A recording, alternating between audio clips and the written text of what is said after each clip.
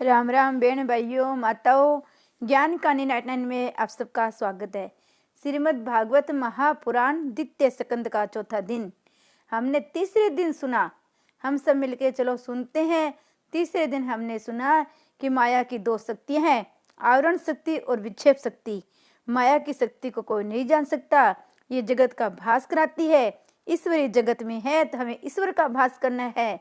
माया से लिपटी हुई वस्तुओं का अंधकार का हमें दर्शन नहीं देखना है। हमें ये सिद्धांत समझना है कि माया की कौन सी शक्ति अच्छी है, कौन सा अज्ञान है। हमें ये समझना है। माया का अर्थ है अज्ञान। अज्ञान कब से शुरू हुआ, ये जानने की क्या जरूरत है। माया जीव में कब से लगी है, उसका विचार न करो।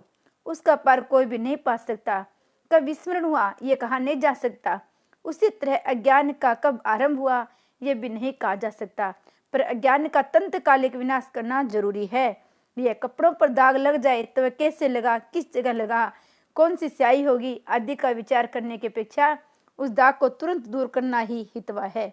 माया के बारे में सोचते रहने की अपेक्षा माया को दूर करने के लिए परमात्मा की शरण लेना अच्छा है।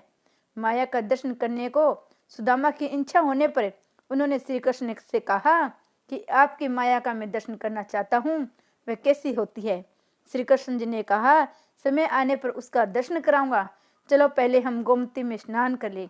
वे दोनों गोमती तट पर गए, स्नान करने लगे। भगवान तो स्नान करके पीताम्बर पहनने लगे। सुदामा ने गोमती के जल में गोता लगाया, उसमें भगवान ने अपनी माया का दर्शन कराया।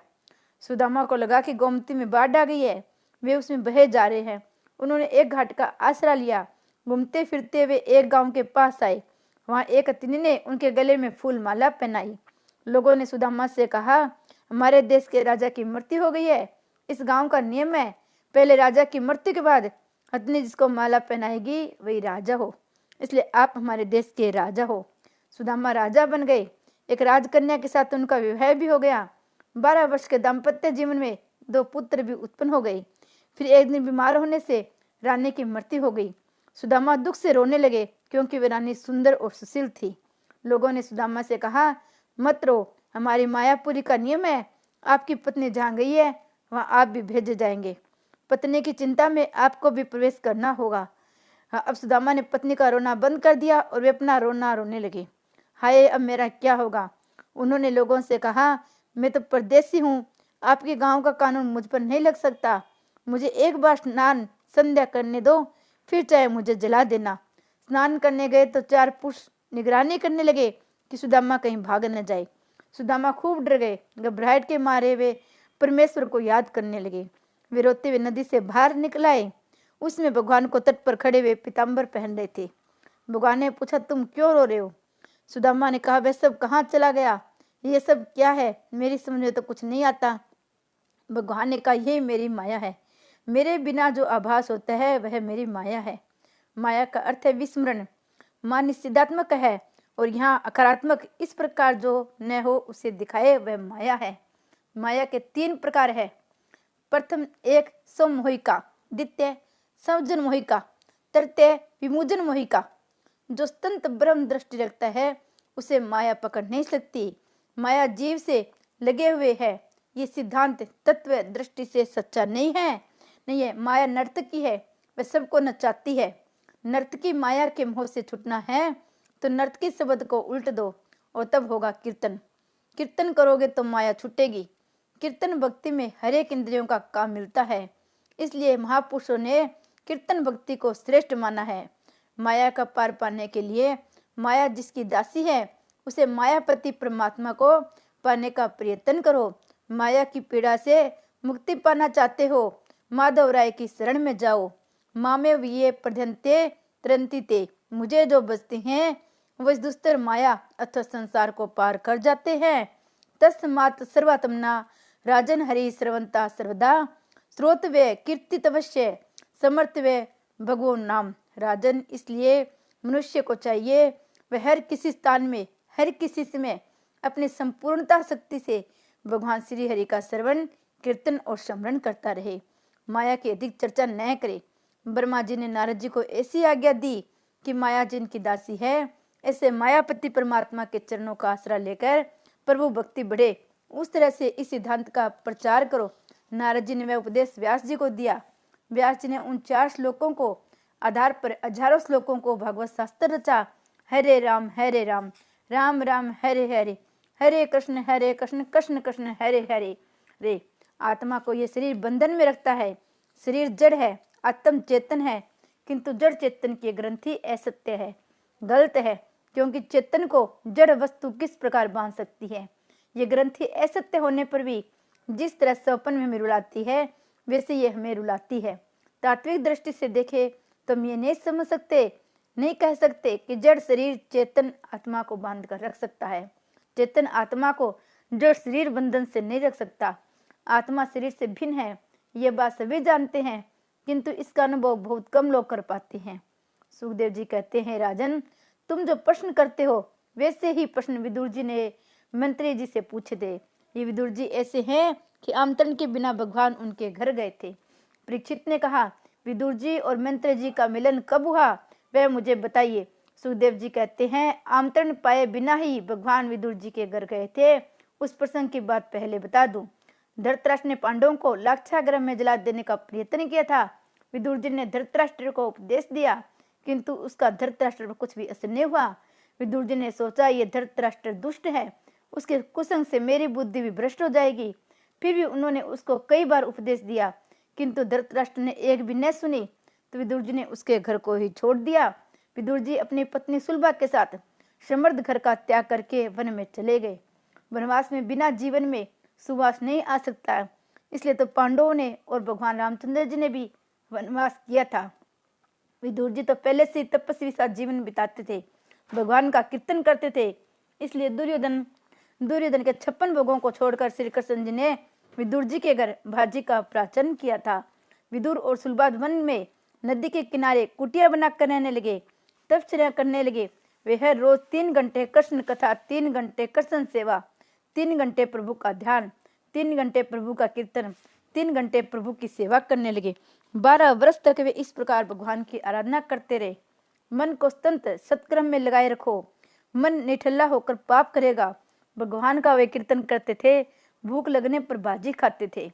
भोजन करना पाप नहीं है, भोजन में जो खो जाना, भोजन करते समय भगवान को भूल जाना पाप है। कई लोग कड्डी खाते खाते उसी में खो जाते हैं। अगले दिन माला फेरते हुए कड्डी को याद करते हैं, मन में सोचते हैं कल की कड्डी कितनी स्वादिष्ट थी। विदुर जी ने सुना द्वारका नाथ संधि करने के लिए हस्तिनापुर आ रहे हैं। धृतराष्ट्र ने सेवकों को आज्ञा दी कि कृष्ण के स्वागत की तैयारी करो, 56 भोग लगाओ। धृतराष्ट्र ये सेवा कुभाव से करते हैं। सेवा सदा सद्भाव से करनी चाहिए। कुभाव से सेवा करने वाले पर भगवान प्रसन्न नहीं होते हैं। जो सद्भाव से सेवा करते हैं उनकी सेवा से वे प्रसन्न होते हैं। विदुर जी गंगा स्नान करने गए थे। वहां उन्होंने सुना कि कल तो रथ यात्रा निकलेगी। पूछने पर लोगों ने बताया कल द्वारिका से भगवान श्री कृष्ण आ रहे हैं। विदुर जी घर लौटे, वे बड़ी आनंद में दिख रहे थे। उनकी पत्नी ने पूछा, क्या बात है, ते आज बड़े खुश दिखाई दे रहे हो। विदुर जी ने कहा, सत्संग में सारी बात कहूंगा। मैंने कथा में सुना कि जो 12 वर्षों तक संत सत्कर्म करे उस पर भगवान कृपा करते हैं। 12 वर्ष एक स्थान में रहकर ध्यान करने वाले का प्रभु दर्शन देते हैं। मुझे लगता है द्वारिका नाथ दुर्योधन के लिए नहीं किंतु मेरे लिए आ रहे हैं। सुलभा ने कहा, मुझे स्वप्न में रथ यात्रा के दर्शन हुए थे, वह स्वप्न सच होगा। 12 वर्षों से मैंने कभी अन्न नहीं खाया। विदुर जी कहते हैं, देवी तुम्हारी तपस्या का फल कल मिलेगा, कल परमात्मा के दर्शन होंगे। सुलभा देवी ने विदुर जी से पूछा, आपका प्रभु के साथ कोई परिचय भी है? विदुर जी ने कहा, जब मैं कृष्ण का वंदन करता हूँ तो वे मुझे चाचा कहकर पुकारते हैं। मैं तो उनसे कहता हूँ कि मैं तो अधम हूँ, आपका दासानुदुसा हूँ, मुझे चाचा मत कहो। जीव जब नम्र होकर प्रभु की शरण में जाता है तो ईश्वर उसका सम्मान करते हैं। सुलभा के मन में एक ही भावना है कि ठाकुर जी मेरे घर पर भोजन करे, मैं उन्हें प्रत्यक्ष निहारूं। सुलभा कहती है कि वे आपके परिचित हैं तो उनको हमारे घर पे पधारने का न्यूनता दीजिए। मैं भावना से तो रोज भगवान को भोग लगाती हूँ। अब मेरी ये इच्छा है कि मेरी दृष्टि के समक्ष वे प्रत्यक्ष रूप से भोजन करे। विदुर जी कहते हैं, मेरे आमंत्रण को अस्वीकार तो वे नहीं करेंगे, किंतु इस छोटी सी झोंपड़ी में हम उनका आदर सत्कार कैसे करेंगे? उनके आगमन से हमें तो आनंद होगा किंतु उनको तो कष्ट होगा। मेरे भगवान 56 भोगों का प्राशन करते हैं। धृतराष्ट्र के घर उनका भली भांति स्वागत होगा। मेरे पास तो भाजी के सिवा कुछ है नहीं, मैं उन्हें क्या अर्पण करूंगा। हमारे यहाँ आने से ठाकुर जी को परिश्रम होगा। अपने सुख के लिए मैं भगवान को जरा भी कष्ट नहीं देना चाहता। ये पुष्टि भक्ति है। सुलभा ने कहा, मेरे घर में चाहे दूसरे कुछ भी चीज भले न हो, किंतु मेरे हृदय में प्रभु के लिए अपार प्रेम तो है। वह प्रेम मैं तो भगवान के चरणों में समर्पित कर दूंगी। हम तो भाजी खाते हैं, वे मैं ठाकुर जी को प्रेम से खिलाऊंगी। जीव के सुधरने पर जीवन भी सुधरता है, जीव के बिगड़ने पर जीवन भी बिगड़ जाता है। सीधा साधा भोजन करने से जीवन शुद्ध होता है। यदि आहार सादगी पूर्ण और शुद्ध होगा तो शरीर में सात्विक गुण की वृद्धि होगी। सत्व गुण के बढ़ने से सहन शक्ति भी बढ़ती है और अंत में बुद्धि स्थिर होती है। आहार शुद्धो सत्व शुद्धि, सत्व शुद्रो ध्रुवा समर्थी। अतः विदुर जी की भांति अति से सादगी भरा जीवन जियो। जिसका जीवन सीधा साधा है वह अवश्य साधु बनेगा।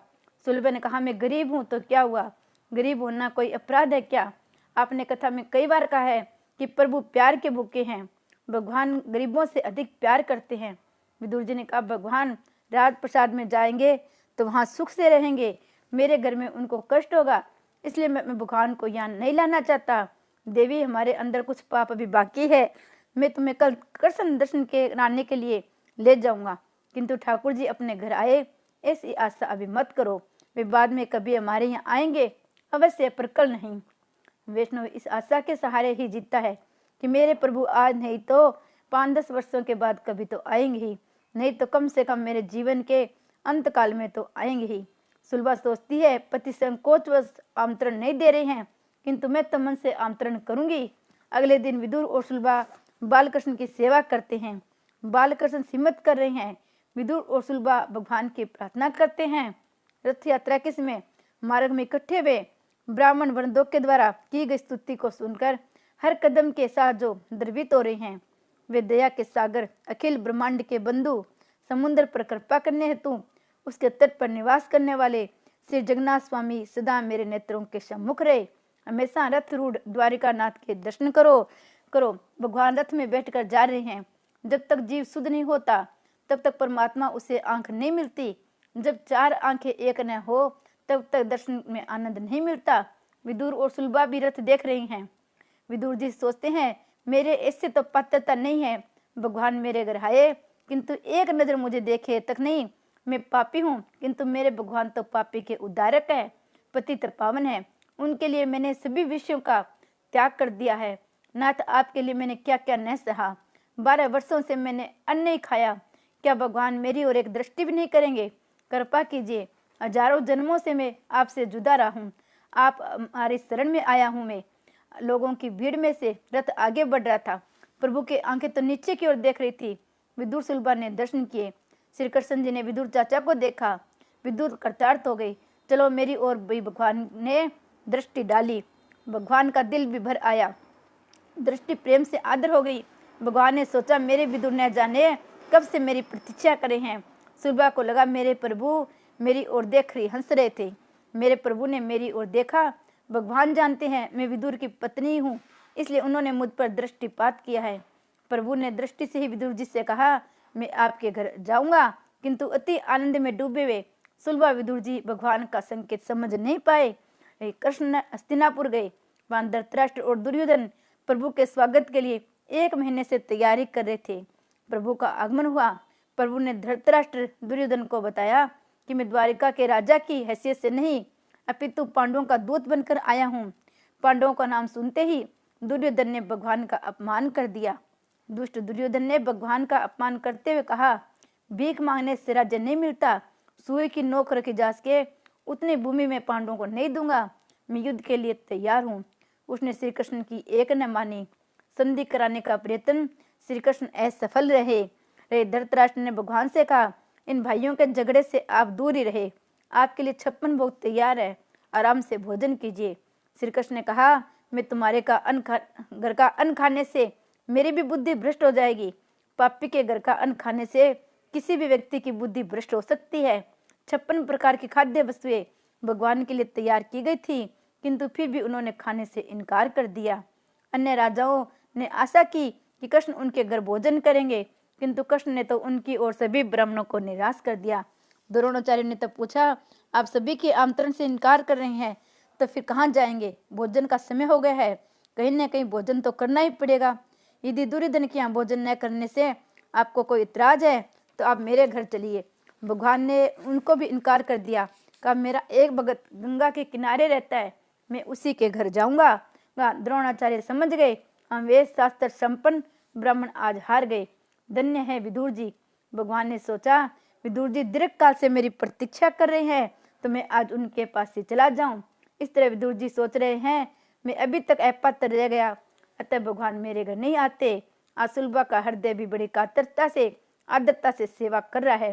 वह भगवान से प्रार्थना कर रही है, मैंने अपने को सर्वस्व त्याग कर दिया है, फिर भी आप नहीं आ रहे हैं। गोपियां सच कहती हैं, कन्हैया के पीछे जो लग जाता है उसको वह रुलाता है। आपके लिए मैंने संसार सुख का त्याग कर दिया। श्री कृष्ण भगवान ने की